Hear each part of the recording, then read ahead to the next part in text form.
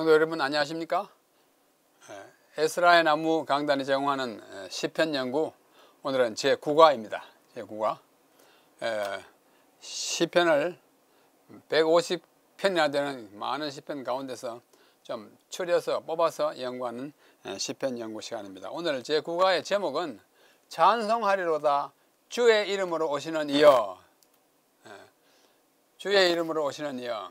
예수님이 이 땅에 오실 것을 노래하는 시편의 여러 시들을 우리가 좀 함께 공부하는 시간입니다. 찬송을 Blessed is he who comes in the name of the Lord. 주님의 이름으로 오시는 그분에게 복이 있을지로다. 찬송하리로다 이렇게 한 것이죠. 자, 오늘 제목은 찬송하리로다 주의 이름으로 오시는 이여이고, 기억절은 시편 118편 22, 23절입니다. 건축자가 버린 돌이 집 모퉁이의 머릿돌이 되었나니 이는 여호와께서 행하신 것이요 우리 눈에 기이한 바로다. 건축자들이 많은 돌 가운데 그냥 이렇게 버린 돌이 어떻게 해요? 모퉁이에, 집 모퉁이에 아주 머릿돌, 주초가 되었다는 것입니다. 이것은 우리 예수님께서 버림을 받았지만은 천국의 건설에 큰 모퉁이 돌 역할을 하신다고 하는 의미를 함축하고 있습니다. 자, 먼저 오늘 서론적으로 시편은 특별한 의미에서 무슨 책인지 한번 살펴보겠습니다. 시편은 그리스도의 책입니다.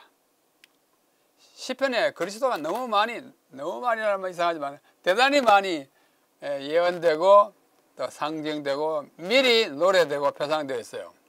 자, 여기 정리했습니다.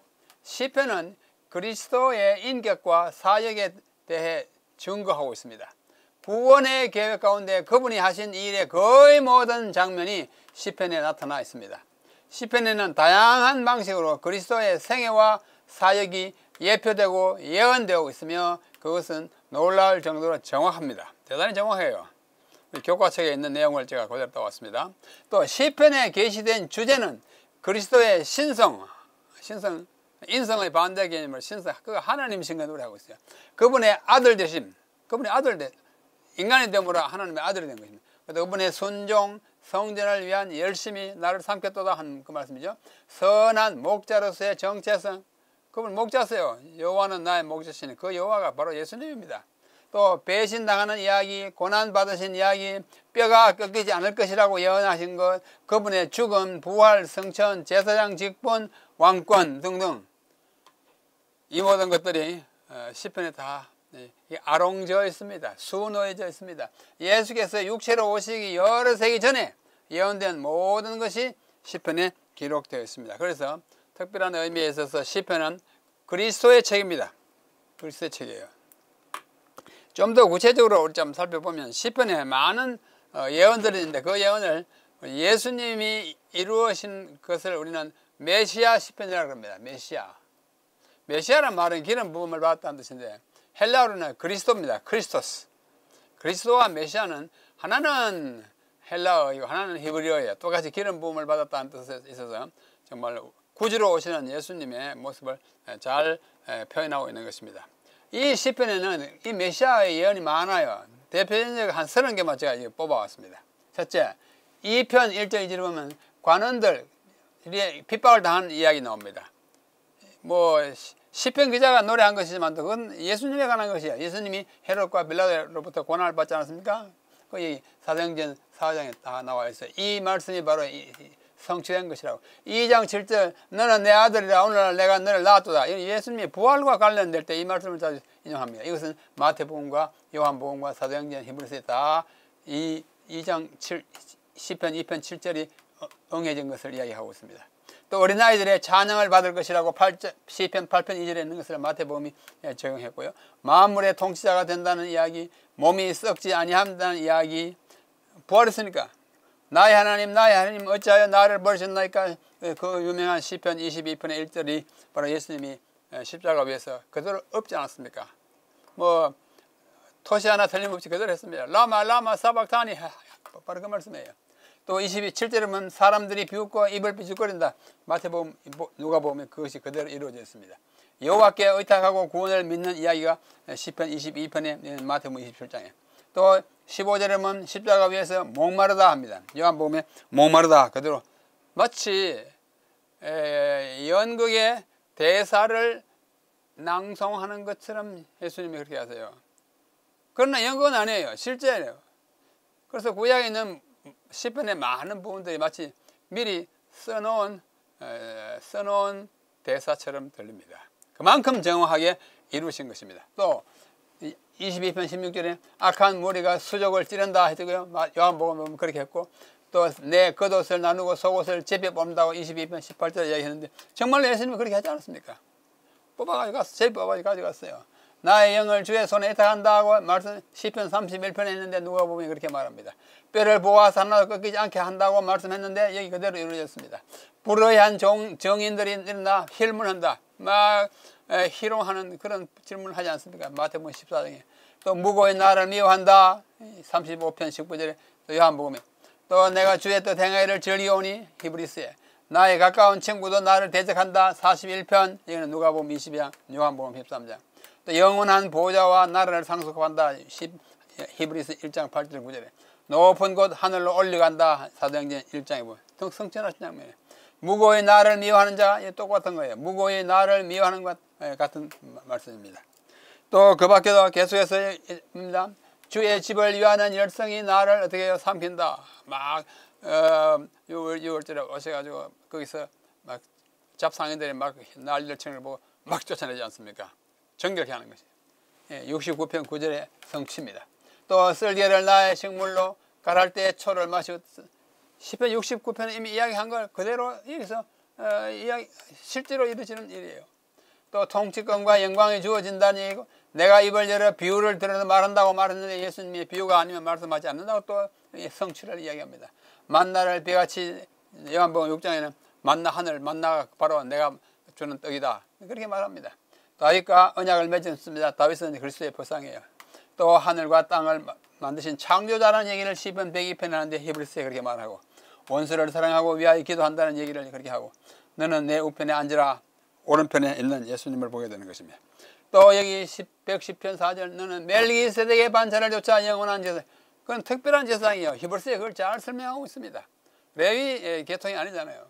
또 건축자의 버린 돌이 오늘의 기억절입니다. 그래서 마태복음 이것이 주님에게 성취되었다고 증거하는 것입니다.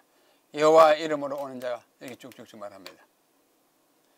오름지기 시편 24편, 45편, 72편, 101편, 그 다음에 88편과 102편 등에는 그리스도의 생애와 사역에 대한 예언들과 표상들이 가득 담겨 있습니다.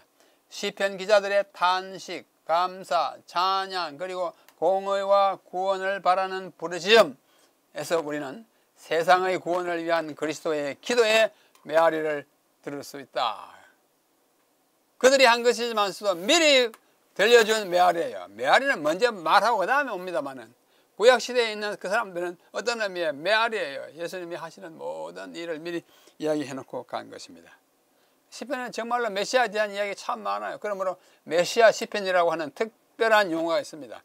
메시아의 시편에 나타난 메시아에 관한 예언들을 다 한데 모아가지고 우리는 메시아 시편, 우리 성경의 어휘연구 75강의가 그것을 집중적으로 다뤘으니까 관심 있는 분들은 찾아보시길 바랍니다.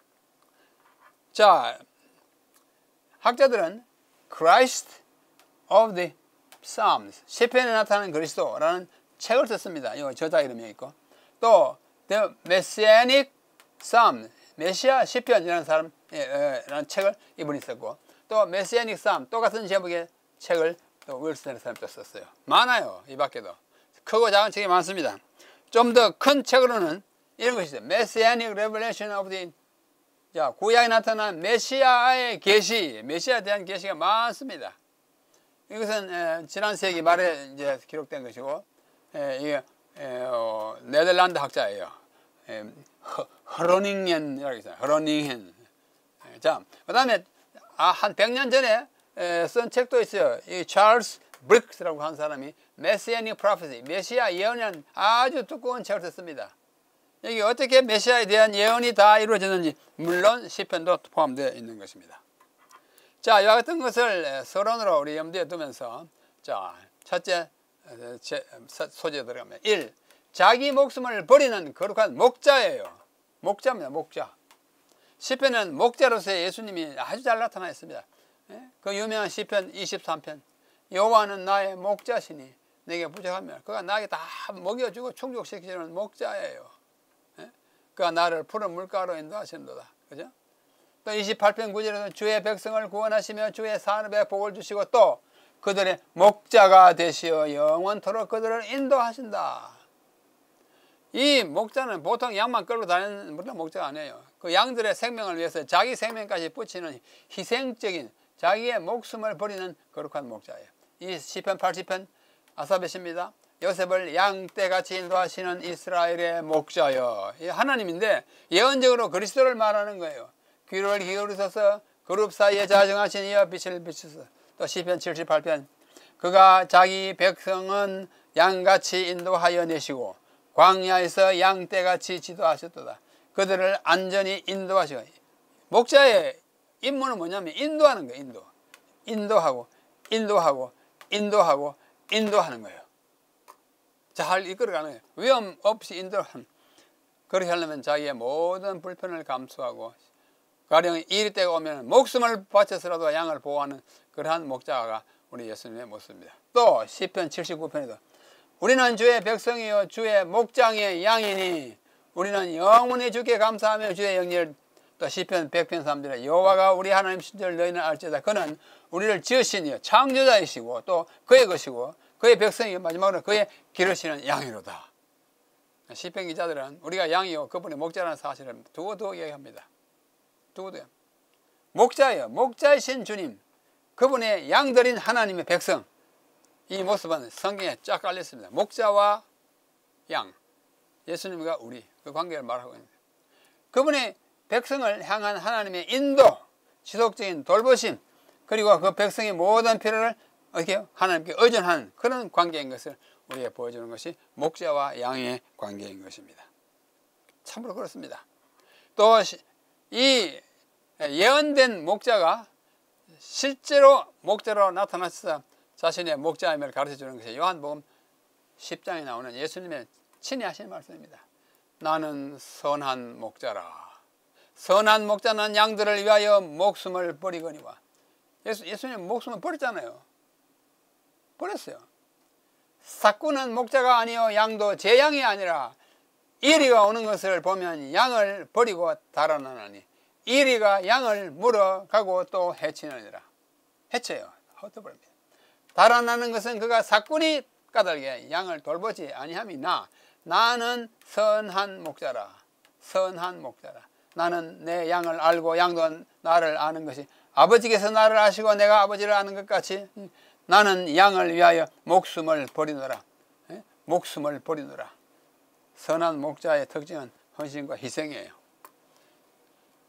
진실로 우리 주님은 우리의 목자였습니다. 우리가 안전할 수 있게 하기 위해 그분은 목숨을 버릴 만큼 희생적인 목자. 나는 선한 목자라. 이게 헬라로 호 포이멘 호 칼로스예요. 칼로스. 칼로스라는 말은 참 좋은 단어입니다. 뭐 아름답다, 아주 훌륭하다, 그 다음에 선하다, 그 다음에 고상하다. 고상한 목자는, 아름다운 목자는 자기 배만 불리는 목자가 아니에요. 희생하는 목자입니다. 그런 목자라고 예수님이 자신을 친히 말씀하신 것은 구약의 시편에 그토록 자주 말씀하신 목자로서의 메시아의 성취라는 사실을 우리는 알 수 있겠습니다. 그래서 어떤 대가를 치르더라도 길 잃은 양을 구하는 충성된 목자가 그분인데 여기 교회 정원 2권에 보면은 충성된 목자는 자신의 안락과 편의를 생각하지 않는다. 오히려 양떼의 형편을 위해 일할 것이다. 이 위대한 사업에서 그는 자신을 잊을 것이다.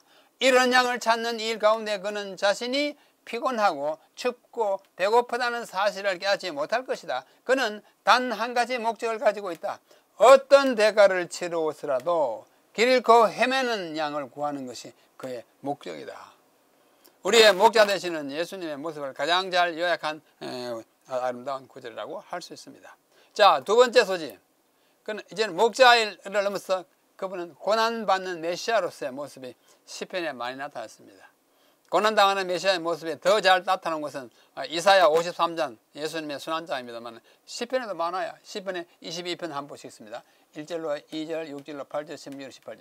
다윗의 시 영장으로 아일렛 사할에 맞춘 노래. 아일렛 사할이 뭐냐면 새벽 암송입니다. 아침 제사 지낼 때 이 찬미를 읊었다고 합니다. 자, 하나님이여, 내 하나님이여, 어찌 나를 버리셨나이까? 자기가 이미 버림을 당한 것을 체감하는 것입니다.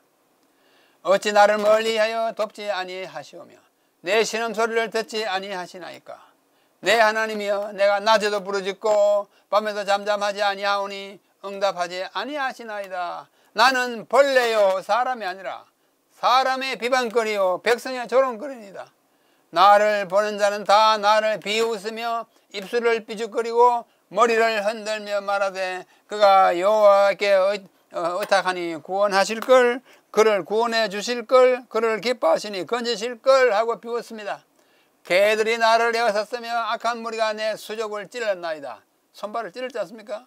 못을 박았어요. 내가 내 모든 뼈를 셀 수 있다. 그 말은 뼈 마디 하나가 고통의 덩어리라는 것이에요. 그들이 내 겉옷을 나누며 속옷을 제비 뽑나이다. 시편 22편의 이야기를 그치 판박이로 이룬 것이 십자가에 달려 돌아가시는 그날 이야기인 것입니다. 그리고 시편 118편 22, 23편 보면 오늘 기억절이죠. 건축자가 버린 돌이 진 모퉁이에 머릿돌이 되었나니 버렸어요. 예수님은 인간 사회에서 버림을 받았습니다. 십자가에 못 박히는 것은 가장 아주 흉악한 죄인을 처리할 때 하는 방법, 그 방법으로 우리 주님은 돌아가신 것입니다. 이는 여호와께서 행하신 것이요 우리 눈에 귀하도 참 귀합니다. 버림을 받은 그분이 뭐예요? 메시아예요. 그죠? 시편 22편은 앞에요. 아버지께 드린 말로서 아버지한테 드리는 거야. 나의 하나님, 나의 하나님, 나를 어찌 버리셨습니까? 하는 거예요.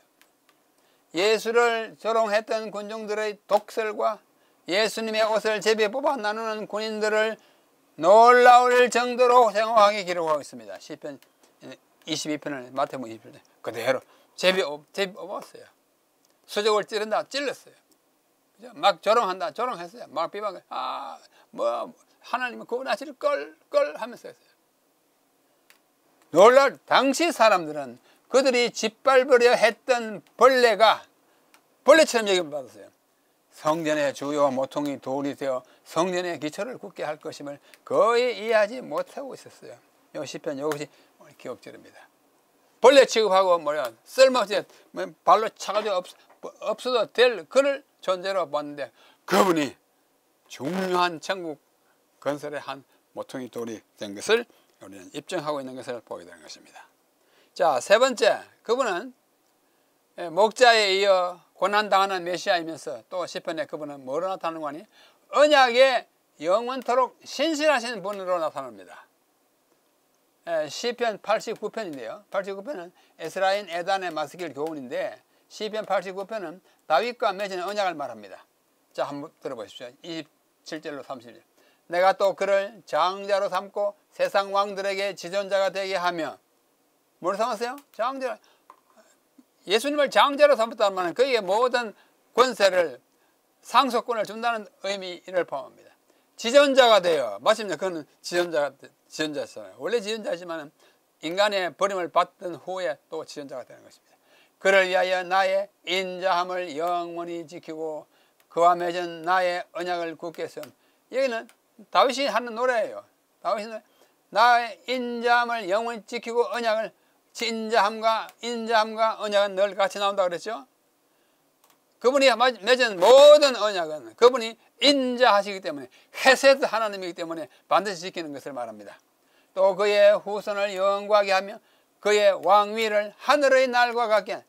이 다윗의 왕인데 이 표상으로서의 다윗은 한 40년 하다가 이제 죽었어요. 그러나 이 다윗이 표상하는 바 진짜 다윗보다도 더 다윗 같은 다윗 예수님은 그 날이 문자적으로 뭐예요? 하늘의 날과 같게 오랫동안 영원한 왕권을 가진다는 것을 말하고 있습니다. 만일 그의 자손이 내 법을 버리고 내 규례대로 행하지 아니하며 내 윤리를 깨뜨리고 내 계명을 지키지 아니하면 내가 회초리로 그들의 죄를 다스리며 채찍으로 그들의 죄악을 벌하리라. 언약을 한 그 대상 누구예요? 다윗이지만도 그 자손이 말 안 들으면 징벌을 가한다는 것입니다. 하나님은 모든 일을 그냥 방치하지 않습니다. 자유방임하시는 분이 아니에요. 자유로운 분이지만은 제멋대로 두지는 않아요. 그게 하나님의 뜻입니다. 그러면서 잘못하더라도 또 어떻게 해요? 용서하시고 언약을 지키시는 신실함이 있어요. faithfulness인데요. 신실함이. faithfulness가 히브리 말로 헤세드. 이번 기회에 헤세드라는 단어를 제가 아마 벌써 수십 번 이야기했습니다. 하나님은 그 인자함이 헤세드예요. 하나님이 인자하기 때문에 우리는 다시 구원받습니다. 하나님이 인자하기 때문에 우리는 다 용서받습니다. 하나님이 인자하시니까 그것은 인자하다는 말은 신실하시다는 뜻을 포함하거든요. 언약을 끝까지 지키시고야만은 우리 주님의 모습입니다. 자, 시편 89편에도 이런 말씀이 나옵니다. 시편 89편 38절로 그러나 주께서 주의 기름 부음 받은 자에게 노하사 물리치셔서 버리셨으며 주의 종의 언약을 미워하사 그의 관을 땅에 떨어져 욕되하였으며 다윗이 그랬잖아요. 죽었잖아요. 그의 모든 울타리를 파괴하시고 그 여섯을 무너뜨리시며 길로 지나가는 자들에게 탈취물을 당하여 그 이웃에게 요구를 당하나이다. 그랬습니다. 인간은 잘못하는 만큼 벌을 받지만 그러나 궁극적으로 하나님은 또 용서하시는 하나님이에요. 대적들의 오른손을 높이시고 그들의 모든 원수들을 기뻐해. 얼른 보면 그게 보입니다. 예수님 십자가에 못 박았으니까 원수가 이긴 것처럼 보입니다. 그러나 궁극적으로는 그렇지 않습니다. 그의 칼날은 둔하게 하사 그의 전장에서 더 이상 버티지 못하게 하였고 그의 영광을 그치게 하고 쭉 내려갑니다. 다윗의 행운이 상실되는 것을 이야기하고 있습니다. 다윗의 영예가 아주 없어졌어요. 그래서 한탄하는 시가 시편 89편입니다. 그러나 언약 자체를 파괴하지는 않습니다. 끝까지 어떻게 해요? 신실하게 언약을 지키시는 하나님이에요. 한동안 그 언약이 파괴되는 것 같았고 또 상실되는 것 같았지만 다시 회복되는 것입니다. 시편 89편은 다윗 언약의 영광스러운 약속을 잃어버린 것처럼 보이는 가혹한 현실을 한탄하고 있어요. 그러면 이스라엘은 하나님으로부터 소망 없이 버림받고 그렇게 없어지는가? 결코 그렇지 않습니다. 하나님의 진노는 하나님의 심판의 표현이에요. 심판의 표현, 심판. 잘못을 저지르는 백성들에 대한 하나님의 진노는 아주 극심하게 보입니다. 백성들은 불순종의 쓰라린 결과를 느끼고 죄의 심각성을 깨닫습니다. 그걸 위해서 그렇게 하시는 거예요. 그러나 하나님의 진노는 영원하지 않습니다. 영원한 것은 하나님의 사랑이며 하나님은 사람이 회개하면 곧 용서하십니다. 시인은 하나님의 진노가 영원하지 않은 것을 믿고 언제까지니까? 라고 묻습니다. 언제까지 우리에게 벌 주시겠습니까? 이제 웬만하면 정말 하지 않습니까? 잘못했습니다. 회개하는 거예요. 네?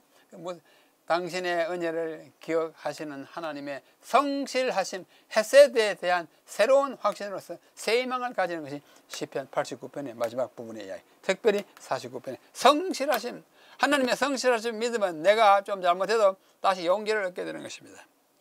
참 시편 기자들은 절망들은 느끼고 또다시 하나님의 신실하심을 또 의지하고 이래서는 그런 백절불굴의 신앙을 연습하고 있습니다. 우리도 그렇게 되어야 할 것입니다. 여기 교회정은 8권에 보면 주님의 약속은 영원히 굳게 설 것이다는 말씀입니다. 헤세드의 하나님이에요. 우리는 그분이 약속하신 바를 지키지 않으실까 염려할 필요가 없다. 그분은 영원한 진리시다. 그분을 사랑하는 자들과 맺은 언약을 결코 변경하지 않으실 것이다. 그분의 교회에 하신 약속들은 영원히 굳게 서 있다. 그분은 교회를 영원히 뛰어나게 하시고 여러 세대의 기쁨이 되게 하실 것이다. 확정이에요. 잠시 우리의 회개와 또 교정을 위해서 하나님이 야단치시지만은 그것이 하나님의 본심이 아닙니다. 우리를 다시 이렇게 해서 영원한 반석 위에 놓으시고자 하는 것이 그분의 뜻입니다. 우리가 흔히 말하기를 은혜롭고 자비롭고 노하기를 더디하시고 그러잖아요. 노하기를 더디하세요. 그러나 노하기는 노하십니다. 그러나 끝까지 노하느냐? 또 그렇지도 않아요. 그게 하나님 아버지로서 하나님의 모습입니다. 오래 참습니다. 그러나 영원히 참지는 않습니다. 그게 하나님의 성품이에요. 넷째, 그러면서 시편에 나타나 있는 예수님의 모습은 뭐냐면 비교할 수 없는 권능의 영원한 왕이세요. 이 왕의 시편이 또 많아요. 왕으로서의 예수님을 노래하는 시가 많습니다. 왕의 시편, 로열 삶스라고 해요. 자, 시편 2편. 어찌하여 이방 나라들이 분노하며 민족들이 헛된 일을 꾸미는가? 그들이 아무리 해봐라 너희들이 이길 수 있냐? 없어요. 헛된 일이에요.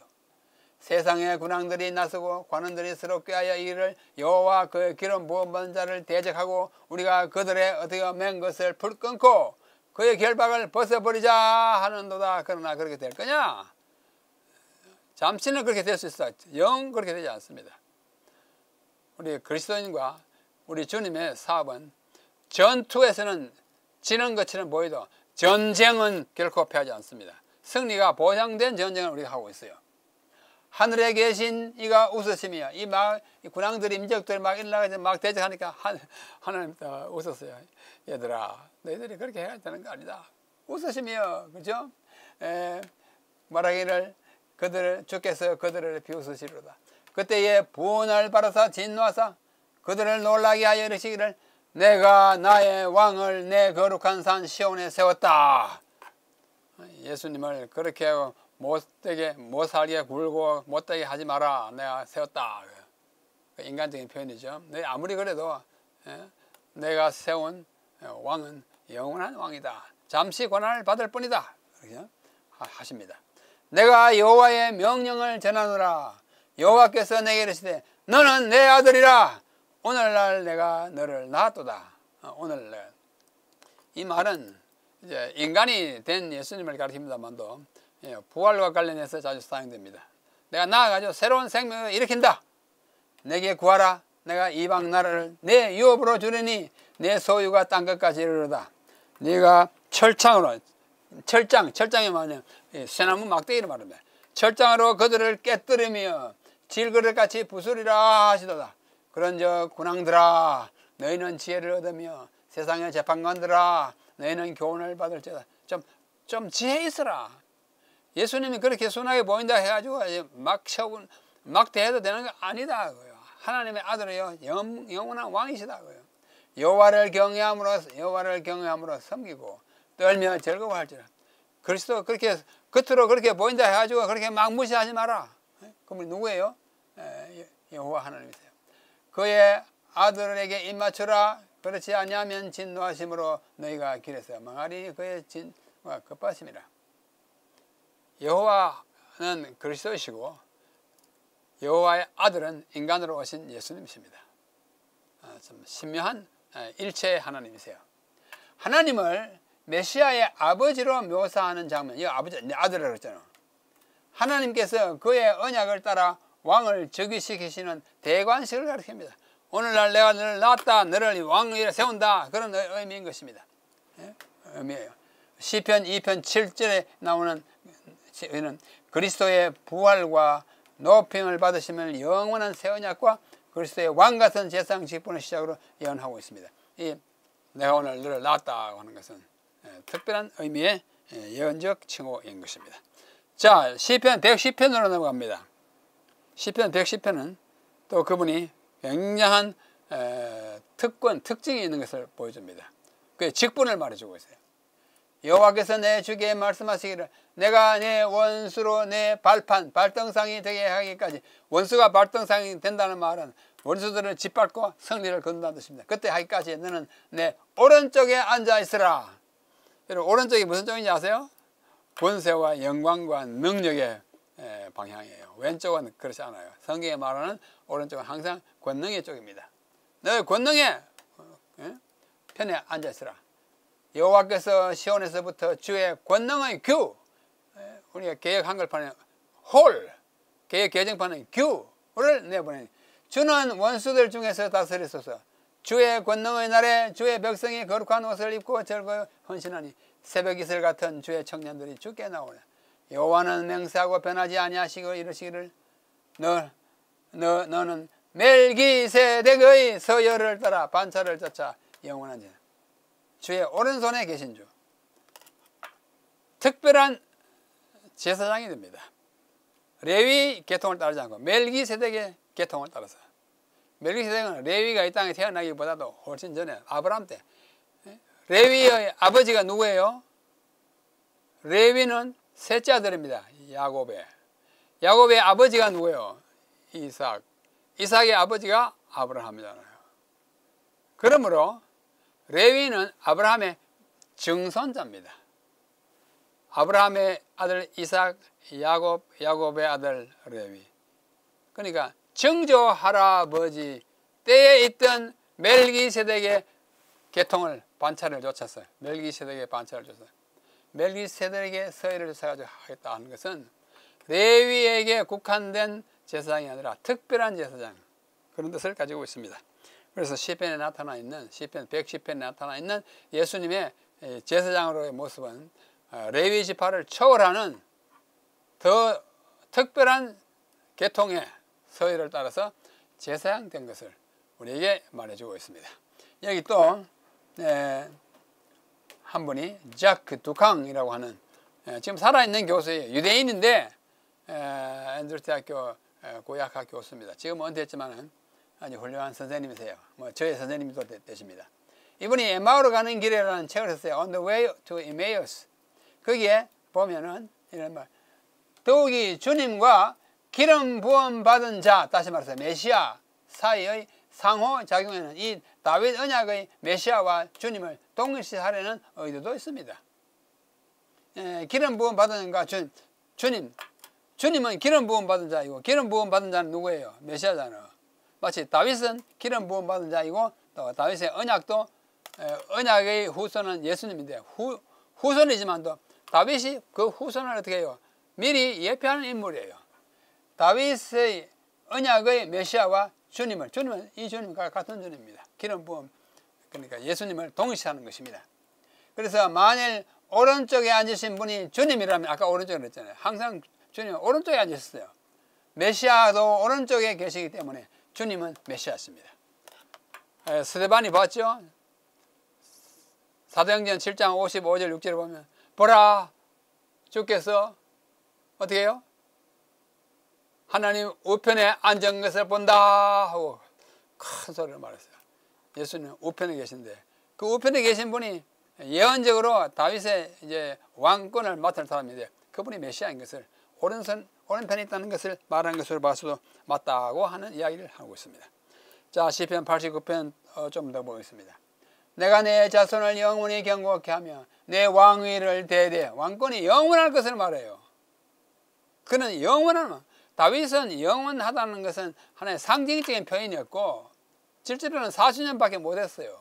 그러나 예수님은 진짜 다윗보다도 더 다윗 같은 다윗의 언약을 몸으로 받았던, 그리고 실천했던, 그리고 다 향유하시는 영원한 왕인 것입니다. 주의 팔에 능력이 있으며 주의 손은 강하고 주의 오른손 높이 들린 의와 공의가 주의 보좌에, 보좌는 임금의 자리잖아요. 그 기초가 뭐예요? 의와 공의예요. 인자함과 진실함이, 인자함의 헤세드가, 진실함이 그 보좌 앞에 있다고요. 우리 예수님이 왕으로서 어떤 통치를 할 것인지를 잘 나타냅니다. 의와 공의로 다스리고 인자함과 진실로 다스리는 왕이세요. 이 보좌 앉으시는 왕이신 것입니다. 뭐 즐겁게 소리 질 줄 아는 백성은 복이 있나니 여호와여 그들의 주의 얼굴을 빛 안에서 다니리로다. 왜? 그분이 우리의 통치자이기 때문에 우리는 기쁨이 충만한 거예요. 우리 시편 읽으면서 충만한 기쁨의 소유자가 다 되시길 바랍니다. 그리스도는 결국 그의 원수들에 의해 완전한 승리를 거두실 것입니다. 원수를 발등상으로 삼는다는 것은 고대 근동의 왕들이 패배한 원수의 목을 발라 밟는 것의 하나의 표현이에요. 그 다음에 어떻게 했습니까? 지팡이를 삼다 그랬죠. 지팡이는 쉐베트인데, 지팡이는 쉐베트이고 지파도 쉐베트예요. 우리말도 지 같이 시작하는데요. 히브리말은 아예 똑같습니다. 쉐베트. 이것은 지팡이는 지파의 상징으로 지파의 지도자들이 들었던 것입니다. 미우스 17장에 보면 각 지파에서 지팡이 하나씩 가져와가지고 성소에 놓았지 않습니까? 그래, 아론의 지팡이 쌓여난 그 이야기입니다. 그리스도의 지팡이, 그 철장, 장이 지팡이 장자예요. 악의 통치를 끝내는 그의 압도적이고도 유일한 통치를 묘사하는 하나님의 심판의 상징입니다. 철장으로 만국을 다스리시다, 그 말은 뭐 강한 억압 폭정을 나타내는 게 아니라 모든 악의 세력을 회파할 수 있는 능력을 가지신 왕이라는 뜻을 가지고 있습니다. 자, 여기도 교회 정언에 있는 말씀을 한마디 이용합니다. 언약을 지키시는 만왕의 왕이에요. 다 읽지 않겠습니다. 그분의 자비와 사랑, 헤세드가 무한하고 그분의 언약은 변하지 않는다. 엘렌 화이트, 헤세드와 언약을 같이 묶는 성경의 그 경향을 같이 반영하고 있습니다. 자, 다섯 번째, 멜기세덱의 계통에 따른 영원한 제사장이라. 아까 읽었어요. 시편 110편에. 그렇죠? 여호와는 맹세하고 변하지 않으시리다. 너는 멜기세덱의 서열을 따라 영원한 제사장이 되겠다. 오른편에 계신다. 시편 110편은 이스라엘의 왕과 제사장과는 다른 메시아이신 왕을 세웁니다. 이스라엘의 왕과 제사장과는 다른 메시아를 왕으로 세운다는, 제사장으로 세운다는 사실을 우리에게 보여줘요. 왜? 보통 레위 계통이 아니라 멜기세덱의 계통입니다. 그리스도의 영원한 제사장은 살렘 왕이자, 살렘은 예루살렘의 왕이자 지극히 높으신 하나님의 제사장인 멜기세덱에서 그 유래하는 것입니다. 창세기 14장 아브라함이 저기 산까지 올라가서 뺏겨 물건을 찾아올 때 멜기세덱 가운 그 노중에 딱 나타나가지고 어떻게 했어요? 뭐 가져왔어요? 물과 포도주를 가져와가지고 아브라함 주잖아요. 물과 포도주는 뭐예요? 서만찬이. 이 멜기세덱은 주님을 상징합니다. 그래서 그분이 제사장으로 아브라함에게 11조를 받았듯이 영원한 제사장이신 우리 주님이 레위 계통이 아닌 특별한 계통의 제사장인 것을 우리에게 말해주고 있습니다. 하나님은 메시아의 영원한 왕권을 그리고 멜기세덱 계통에 따른 더 좋은 제사장 직분을 주세요. 이 시편 110편은 왕권과 제사장권을 우리 주님에게 주시는 아주 특별한 말씀입니다. 우리에게 완전한 제사장을 주시겠다는 언약을 결코 변경하지 않으시는 것은 하나님의 은혜의 증거이다. 사람들의 죄와 또 공공연한 반역은 이 백성을 버리는 것이 마땅하다고 끊임없이 요구하지만 하나님의 언약은 변할 수 없고 하나님의 회개하는 백성들의 심판을 처리하신 은혜를 보장하시는 하나님이신 것입니다. 이 말씀을 이제 성취한 것을 우리에게 보여준 것이 히브리서 7장이에요. 멜기세덱이 그는 살렘 왕이요, 그렇죠? 제사장이요. 바로 예수님 바로 그런 분이다. 예수께서 제사장이 되신 것은 맹세 없이 된 것이 아니라 어떻게 해요? 멜기세덱의 반차를 쫓아가지고 예수는 더 좋은 언약의 보장이 되셨다. 영원히 계신다. 제사장이 되셨다. 이것을 시편 110편의 제사장에 대한 예언이 진실로 예수님에게 오롯이 이루어졌다는 것을 증명하는 가장 확실한 성경 구절이 히브리서 7장입니다. 나중에 개별적으로 자세히 읽어보시기 바랍니다. 거룩한 왕, 영원한 제사장이신 예수는 시편에 잘 나타나는 거예요. 특별히 시편 110편에 영원한 왕, 거룩한 왕, 영원한 제사장이신 예수는 비교할 수 없이 우월한 분이므로 다윗보다 더 우월한 왕이고 또 레위 계통의 제사장들보다 더 우월한 제사장이에요. 그런 의미에서 멜기세덱의 반차를 쫓아는 왕이에요. 제사장이에요. 그러므로 우리는 소망을 가질 수가 있습니다. 그는 하늘 성소에서 인간의 약속이 아닌 하나님의 약속에 따른 더 나은 언약을 이루고 계십니다. 시편이 그걸 노래하고 있습니다. 그분은 제사장이요, 그분은 왕이세요.